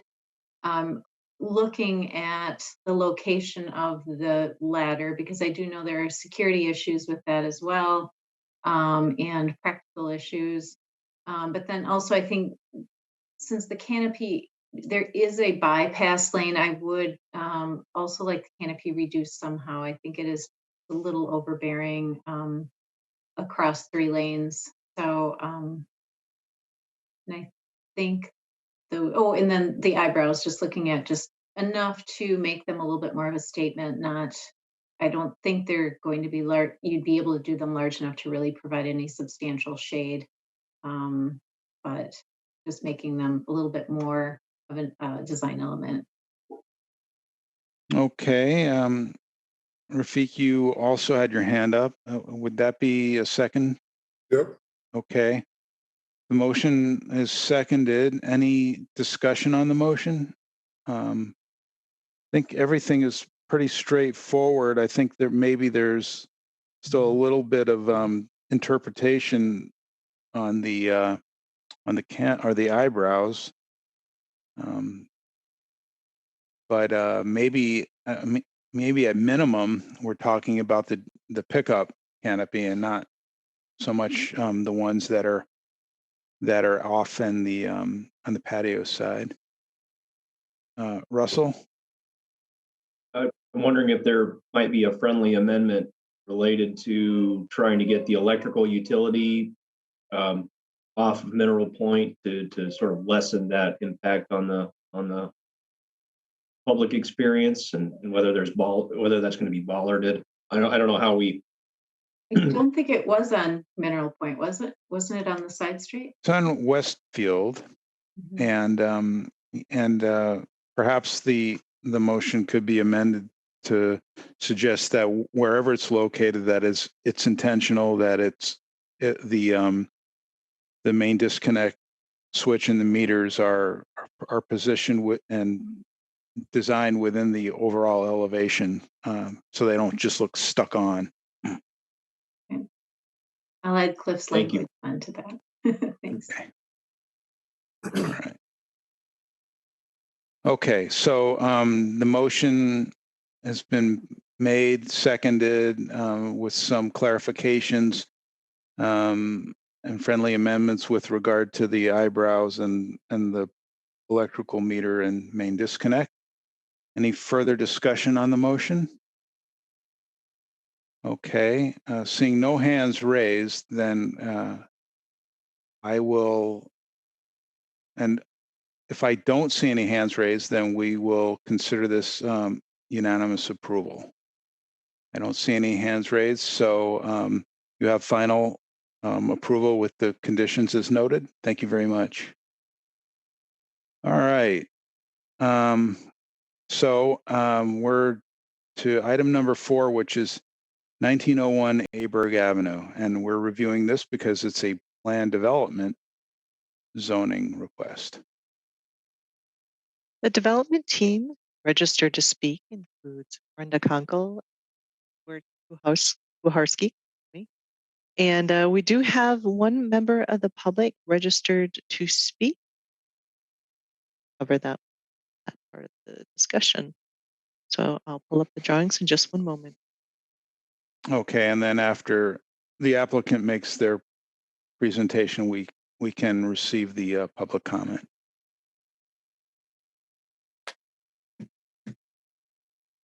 Okay, Ed and Brenda, you're up. All right, thank you. So this is obviously Brenda Kunkel, and we're here today to present Occupy Madison's proposal for the transition of an existing emergency shelter village at 1901 Eberg Avenue to a permanent village modeled on our existing one that we have at 304 North 3rd Street. Just to kind of refresh people's memory, last October, we got a temporary zoning through the Common Council. It was an unusual type of zoning. It came through a Common Council resolution, and that allowed us to have temporary zoning to create this village because of the pandemic and because we needed to get people off the streets before winter. So the council did pass a resolution allowing us to do that. We purchased the property on November 6th and immediately started building 34 huts and doing some interior work. We've already added the fence that is shown here. Along the fences where the electric runs. And in the interior, we added laundry, showers, and a non-commercial kitchen. There is a commercial kitchen in there now, but we are hoping to perhaps use that in the future for other uses. So in November, people already started moving in. By Thanksgiving, there were 5 people living there. And in January, the 28th person moved into the village. Again, this is all temporary. It's a different style hut than what you see here in this picture, which you'll see later. The other interesting thing that you may not be familiar with, because there's only one other of these, is these are called portable shelter units. The wood frames that you see here are houses on wheels, and then the huts you will see later, but they're not quite as sturdy, and they were a little bit cheaper to build, and we could build them very quickly. So these huts are not, and the houses are not subject to building code, but we have had them examined by building inspection, fire department, and public health department. Everybody has come. They've sort of approved our design, and those designs were approved in our plan development for the other project as well. So go ahead, next slide. So the existing successful emergency village has 28 Conestoga style huts. They're supported by the shared facilities that I described in the renovated bar building. Next slide. So these are the huts. They are in the gated compound with a 6-foot high privacy fence around it. You can see that these huts are, they're 60 square feet, so they're a little bit smaller. They cost us about $2,000 to build them. Next slide. The proposed project is to provide 22 portable shelter units compared to those comparable to those at the first OM village. These villages are wood frame built. They cost us about $7,000 and they are 98 square feet. Plus they have much more lofted area. The other rounded version of the other ones don't leave much headroom for some of the taller gentlemen that live with us. But we have had this village here for over 6 years. Next slide. The village will provide a density at 35 units per acre, yet it's comprised of single-story structures with only 23% lot coverage. It provides detached single occupant units of 98 square foot each with yards and gardens. Next slide. This project is really concerned with renewing our property on several levels. First and foremost, it's the 22 residents that are living there. They will be regaining not just housing, but also health, community, and a positive future. Everybody who lives there is formerly homeless and are no longer so. So that is one of our brighter points. Next slide. The project is also concerned with the renewal of the site and the building in a key location for development of the neighborhood. As you can see here, it was just basically a big gravel blacktop parking lot. Next slide. This slide shows some of the context around us. We're kind of in an isolated area. There are 2 new projects that are going in across the street that have just started development. And then we are next to a storage area, and then the North Transfer Point is behind us. So next slide. The existing bar building has already been improved to provide shared facilities for the 28 current residents, as well as for the 22 future residents. Showers, laundry, restrooms, kitchen, dining, and common areas have been developed. Next slide. In addition to the sites for the 22 homes, the plan provides for a coffee or food cart on that corner of Eberg and Huxley Corner. You can see it there. And that is to provide income to support the village and to foster positive contact with the community, plus a small greenhouse that's in the back, as well as a storage shed. We do have 3 visitor parking stalls, 4 resident parking stalls, a trash enclosure, parking for 3 visitor bicycles. And most of the residents, about 65%, do have bicycles, but they keep them close to their huts. So they will be kept with each unit. Next slide. The coffee or food cart is proposed to be in the form of a modified tiny house with a small paved area for customers. And this is really important to our development because this is how we will continue to sustain the village. The people who live there will be able to make money to be able to pay our electric and other bills that we have as ongoing expenses for the operating expenses. And this cart will locate behind the 25-foot vision triangle. Next slide. The pedestrian approach from the Eberg Avenue frontage is framed by a timber arbor, which is very similar to that's at our 3rd Street village. So this kind of helps tie our 2 villages together. Next slide. Food gardening is proposed in the form of straw bales located in the 10 by 20 yards between the units on the west side of the village. And it'll be augmented by the greenhouse. And then we'll have additional edible landscape that we're kind of looking at. The villagers there are very much excited about doing as much gardening as possible. And so we're looking for ways to incorporate that as much as we possibly can for the residents. Next slide. So the existing site has only 3.5% green space in the form of a buffer along the east lot line. It has some nice mature plantings that will be preserved and enhanced. The proposed development will increase the green areas to 27.5% of the total site area, mainly by installing what is pictured here, which is the shallow raised beds over the existing asphalt pavement. What we do is we have a timber that's 8 by 8 and we put 2 inches of rock and then put down some landscape fabric, and then we fill it with dirt. And then we plant in that right on top of the blacktop. And the reason we do that is to make sure that we are not disturbing any contaminants that may be there due to Oscar Mayer and other projects. So next slide. And here you can see it pictured. This is the way we did it at the other village, and we intend to do it the same way. Next slide. How much time do I have left? Just about another minute. Okay, all right. So in this slide, site drainage is served by a storm line with inlets at the front and rear of the site. The existing pavement is sloped to one or the other of the catch basins. The raised beds will detain, filter, and cool stormwater before it is collected by the storm drains. We found this to be really super effective at the other village as well, where we are in an even lower lying flood area. And with that, I think I'll hand it off to Ed. Okay, well, let's go to the next slide. And I want to point out that one important change that was recommended by traffic engineering was that one of the 2 existing curb cuts at the one near the corner be closed. And so what the current layout reflects is maintaining workable fire lanes to both of the main aisles on either side of the main building. So what we have is a 20-foot pathway on the west and south and an 18-foot pathway on the east. That's a little narrower because in our development, we discovered there's a huge fiber optic line that runs under that 3-foot landscape strip that's on the east side of the property. And we couldn't put our fence on near the property line. We had to move about 4 feet inboard. So we're a little tight there, but we think it's still workable, and we'll be talking to the fire marshal about suitability of that dimension. If it has to be changed, we will, but this is what really works best for us.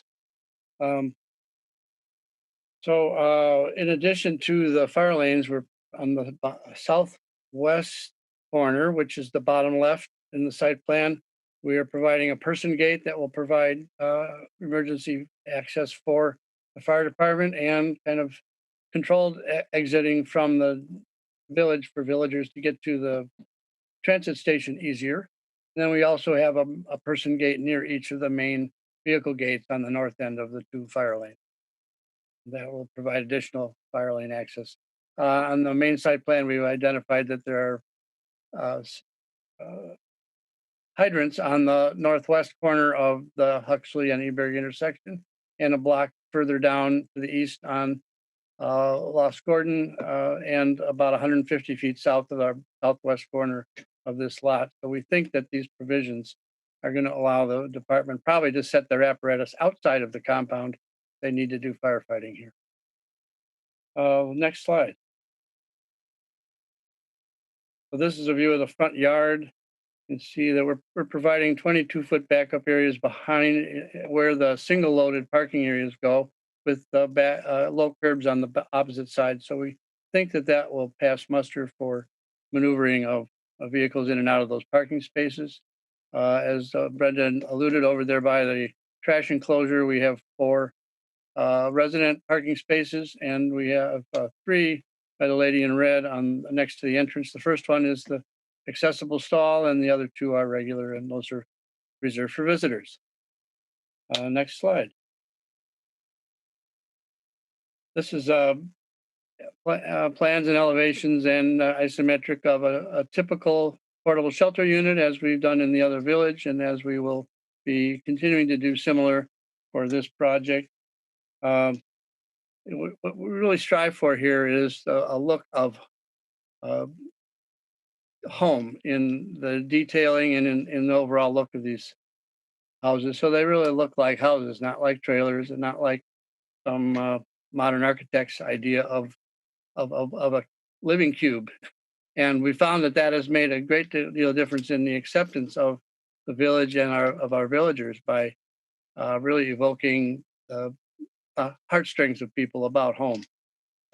Particularly of interest is we've learned that the smaller details like flower boxes and shutters on the windows and a front porch light make a critical difference in people's whole feeling about these houses and about the village. And so we'll be continuing to focus on those smaller scale details.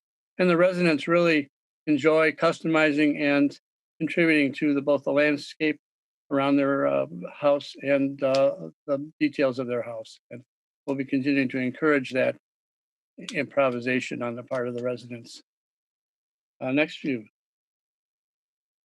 This is a view down the west side of that compound. You can see the row of houses. We vary the roof and wall finishes and siding types and so on, provide some individuality, and we provide choice to the individual residents to particularly outfit the interior, but also to have some influence on the exterior of their particular house. Next.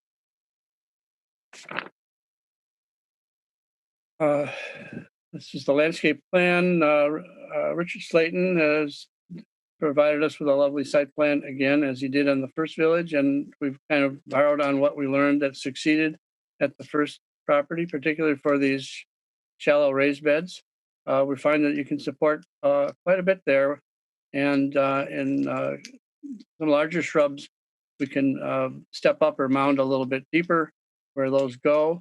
And then when we do get to the actual shade trees and ornamental trees, we'll be wanting to cut tree holes to provide the root space that you need. And that will also provide some infiltration into the subsoil rather than carrying it all, in the case of this village, to the storm line.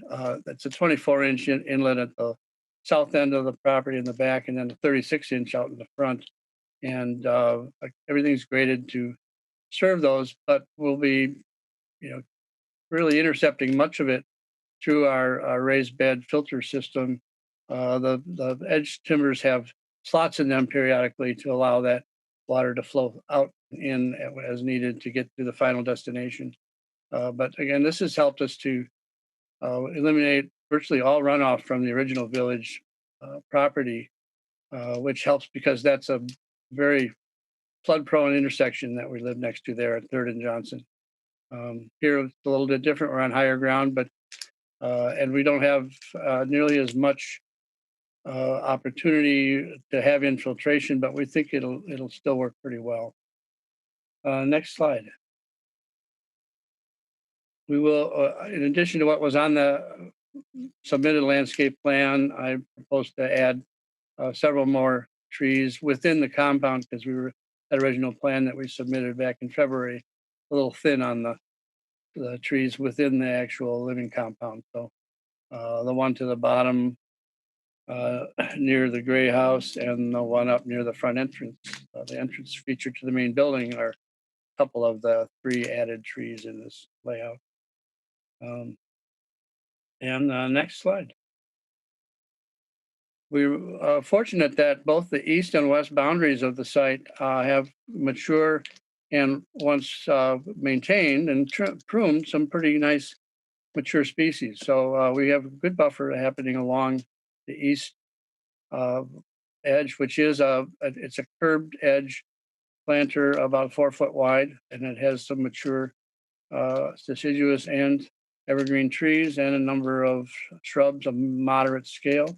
And we'll be filling in a few gaps of things that have outlived their usefulness, but we expect to have a pretty nice buffer there. And it's backed up by the fence, which makes it kind of a nice 2-layer screen along that whole side by the storage unit.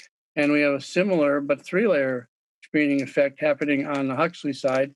This is mostly within the public way, but there are nice flowering ornamentals to the near the corner of Eberg there. And further to the south, we have some other moderate-sized shrubs and some shade trees. The forestry department has taken out a few ash that are right in the middle. That's why you see a gap, but we'll hope to put something more in there. And David Wiganowski, the entrepreneur of the former bar here, had some fanciful site features, and the ones we're retaining are these vintage light poles that he put along the east and the west boundaries.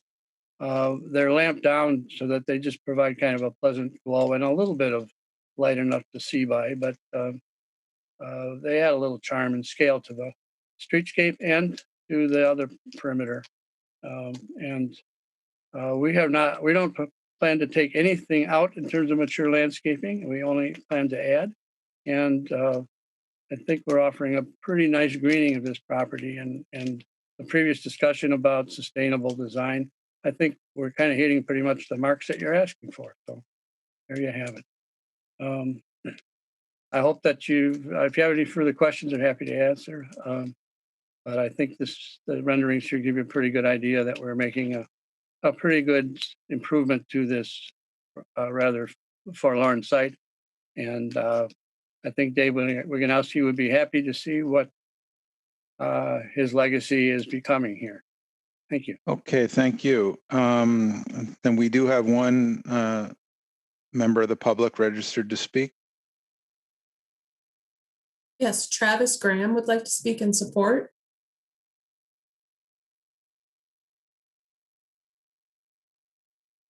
Travis, you should have a prompt to unmute yourself.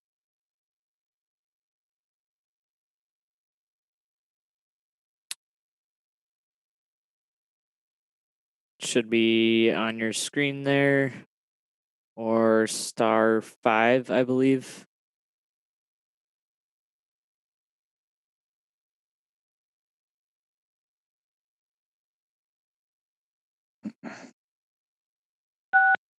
There we go.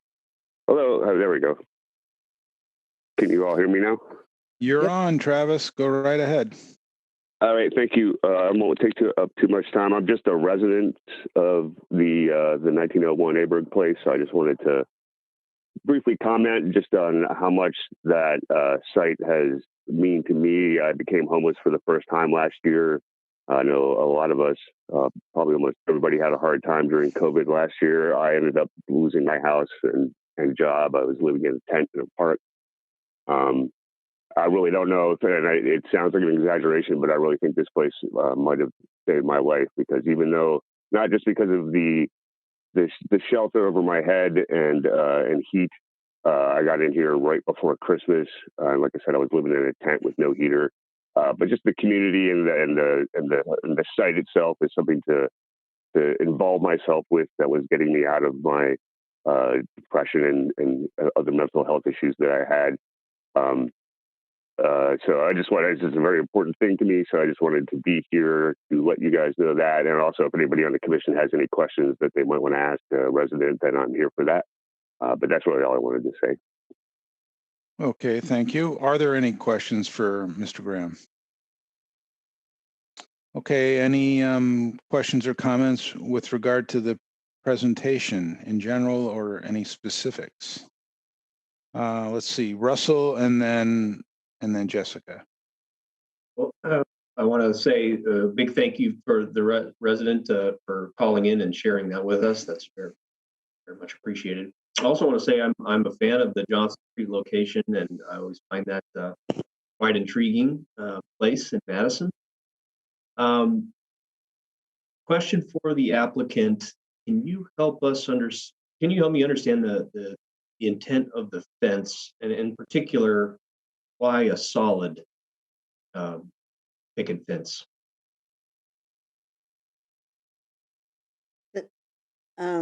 So I guess I would answer two different things to that. One is because I think the residents appreciate their privacy. But the second piece of it is that our electric for each of the houses plugs into an electric that runs along the fence line. So it's got both like a privacy feature, but it's also got like this functional feature so that we don't have to bury the electric underground. Okay, thank you. I assume there was a good reason, but I appreciate the clarification.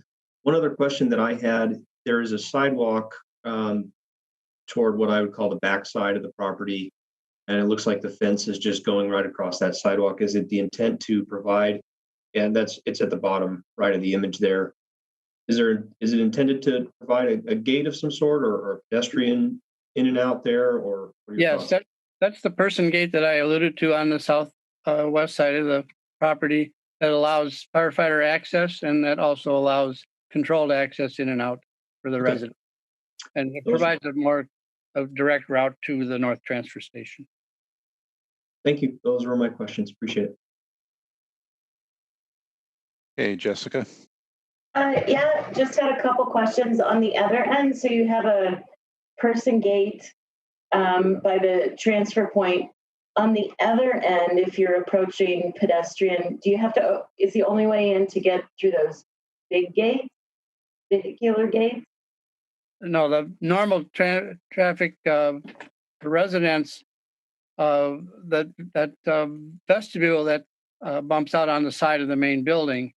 We added a front entrance for public access that's controlled. Okay. Then we have the original front entrance opens to the west side.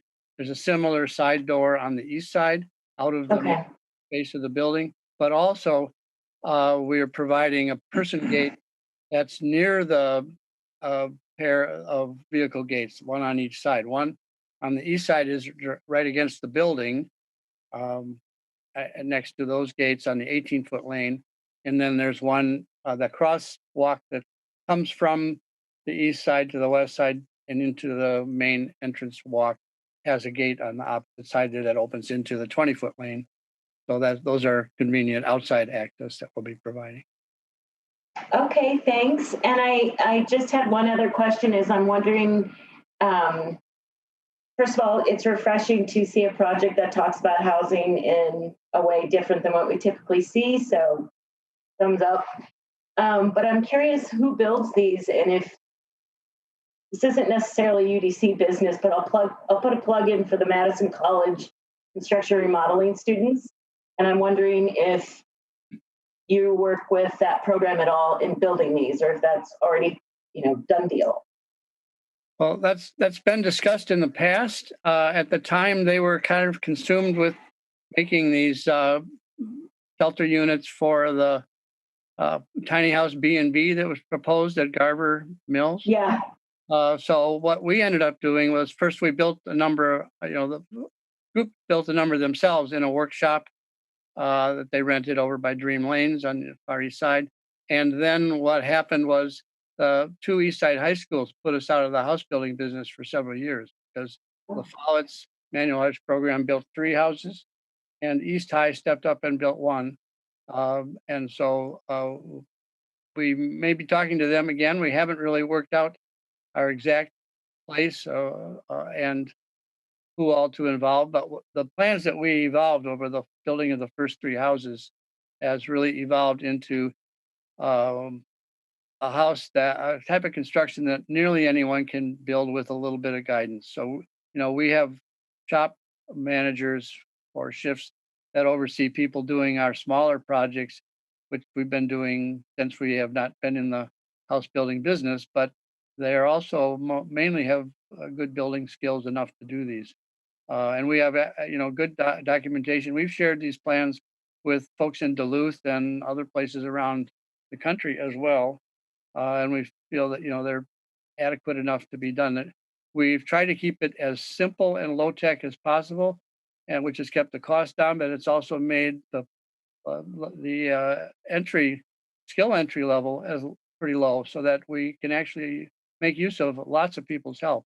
I think we had several hundred volunteers that helped us with the Conestoga hut over the course of November through January. And I know a number of them are ready to go for building houses here. We'll be at a little slower pace in our proposed timeline. We're talking about between approval and I think it's October of 23 to gradually transition from the hut to the better houses and to do the progressive development and greening of the site. Thanks. Okay. Thank you. I don't see any more hands raised. I have a couple of questions. The first is with regard to the coffee hut. Is that technically like a food cart more than a building? Yes. Yeah, Go ahead, Brenda. Oh, I would say, yeah, it would be a food cart. We're using one of the houses just because we have that design already, but obviously we'll have to do the inside of it a little bit differently and change the windows. But we thought it would be good to have it look like the rest of the village. And we'll have to obviously like apply for whatever licenses we need with public health department and to run the food cart as well. And it Okay. is in the PUD as a permitted use. Okay, so it's not a permanent building. It doesn't require accessibility and toilet rooms and the kind of stuff that a permanent building would require. No, Right. it would be on wheels like the other houses. Okay. This is why these villages can be done, is because we have successfully determined them to be not a building. They are their own unit, a definition that we've worked out with the city. And Okay, thank you. My other question has to do with bike parking. I heard that people living here, most of them have bikes. I'm kind of surprised that there's not more of an intentional bike, some kind of a bike rack or something on the cart that they can secure their bikes to. And I guess given your experience on the other development, how do you manage the orderly and secure storage of bicycles? I think that, the first thing is the security of the fenced compound, and that's an area that's really kind of surveilled and managed by the residents. And so like any good self-managing neighborhood like mine, eyes and ears are what matters most. But the typical residents here, like students in general, really prefer to keep the important bike transportation close at hand. And so that's why the strong preference and the practice right now with the hut has been that people secure their bikes right at their home. Right, right. And I understand that, but what do they secure it to if there's no hoop built into the side of it or something? Do they chain it to the wheel? I mean, or they don't bring them inside. What is, and you've had experience with this, so how do, like I said, how do you, I would imagine even within the compound, some may want to still lock their bikes. So, what is kind of the orderly approach to allowing them to secure the bike next to the house? We haven't added that feature yet, but I expect that we will provide a docking feature on typically the north side of each of these houses. In the current village, we're only at 5 houses and 5 residents, so our shared bike rack has been pretty workable, I think, for most. It's different when you have 22 people. Yeah, but a simple hoop or something that you could lock the bike to, I think would be. We'll definitely provide something at each house, whether it's attached to the house itself or whether it's similar to the other, U racks like we're showing in the front yard. Right, but I agree. You'd want it nearby the house and not have to go to, someplace clear across the development. Yeah, and be able to see that it's there and that it doesn't leave. Yeah, right. Exactly. Okay. All right. Those were my questions. Any other questions, Rafiq?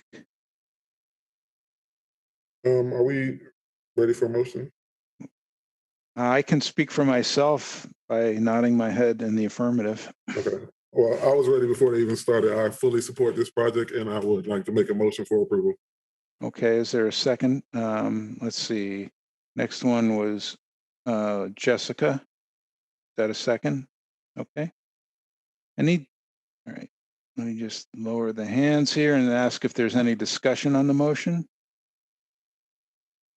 All right. I see no discussion on the motion. If I don't see any hands raised, then I will declare the project approved by unanimous consent.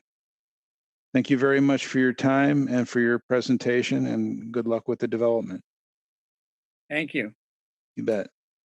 Okay. That was our show for tonight. I think we have business by members. I don't know, Janine, if there are any items to discuss or anything on anyone else's mind to bring up at the moment. I do have something I would like to mention, but I'll leave it at business by members if somebody else has a question or something they want to talk about before I go into it. I see Tom and Russell have raised their hands, so we'll start with Tom. Okay, thank you, Cliff. We will be getting our informational on the proposed high-rise building at the Coliseum Bar, Wonder Bar site, I think at our next meeting 2 weeks. And I just had some preliminary questions. I don't know what the current zoning of that site is. I'm assuming they're coming in with a zoning request either for conditional use or planned development or something. I wondered if Janine or staff knows what's going to be requested. Is my first question. What's the zoning status now and what they'll be looking for? I believe that Kevin is still. I think he might have logged off. No, I can answer that actually. Okay, thanks, Julie. They are currently zoned SE and they will request to rezone to TE and then a slate of conditional uses and demolitions. So there will be TE, so a zoning change plus conditional use. Yes. Okay, change to, all right, so, and then my follow-on question to that is, the city had some role, I'm not sure what, in what is called the Destination District Vision and Strategy. It was the plan that was developed in concert with the Alliant Energy Center Master Plan. It was a separate group of people, but there was an alder that sat on that committee, and I think city staff contributed. That plan, which came out in 2018, I wonder what I'm not aware that it has any official status, whether it's been officially adopted. That plan shows roughly an 18-story high-rise building on that site. So it's very specific to, but I don't know what the status of that plan is in the city's eyes. If anyone has any, it's going to come up as a supporting document. I just wondered what its status is. I don't know off the top of my head, but I certainly will provide a lot of that detail in the staff report. Okay, and it'll be important because it's one of the documents when I've gotten questions already on it. You know, I live walking distance from that site, and so the neighbors, the neighborhood listserv has lit up like wildfire already about it. And so one of the documents I provided is that the graphics from that plan, again, showing literally a very, very tall building on that site, multiple tall buildings. But I just didn't know what the status of the plan was. So that'll be helpful, Janine. Thanks. Absolutely.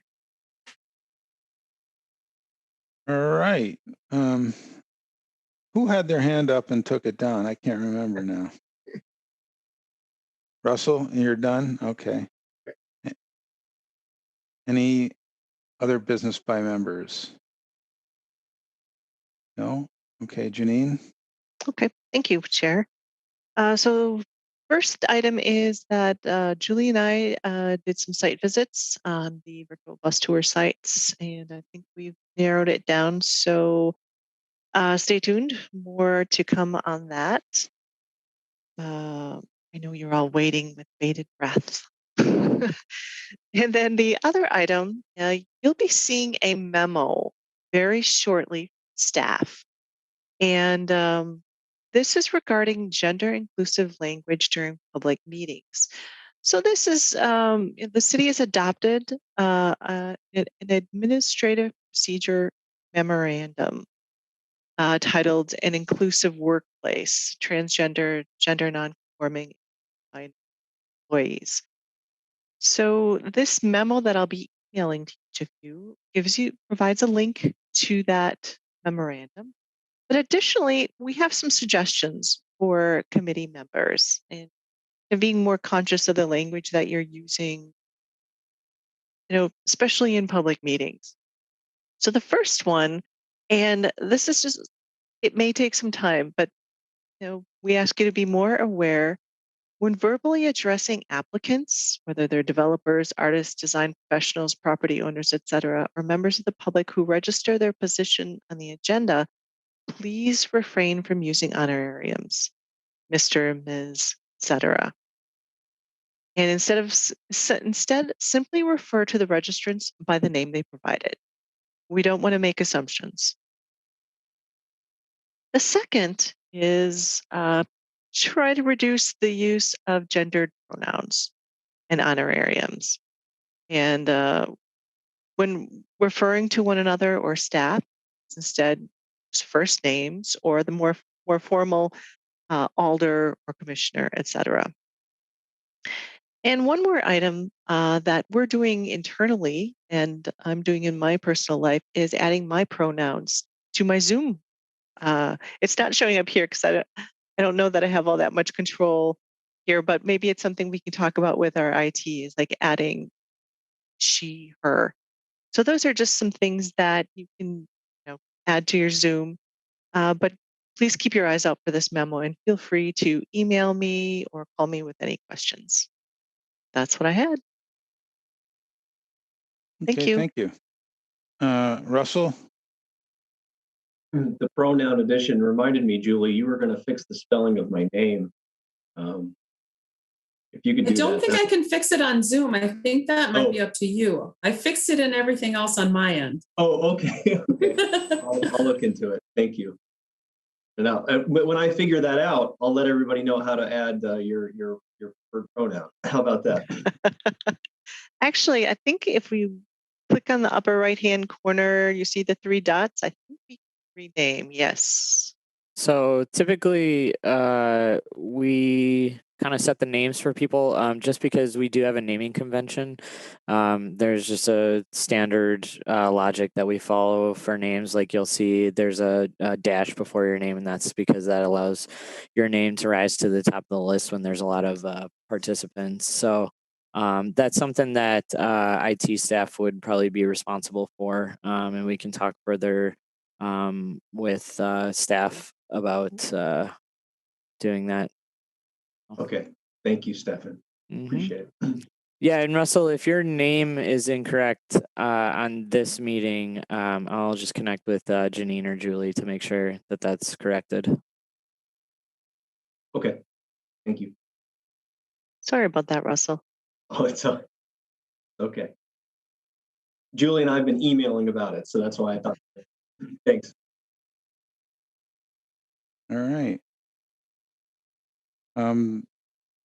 Janine and Julie, I have to offer my thanks for the short agenda. Hope Rafik, you appreciate it as well.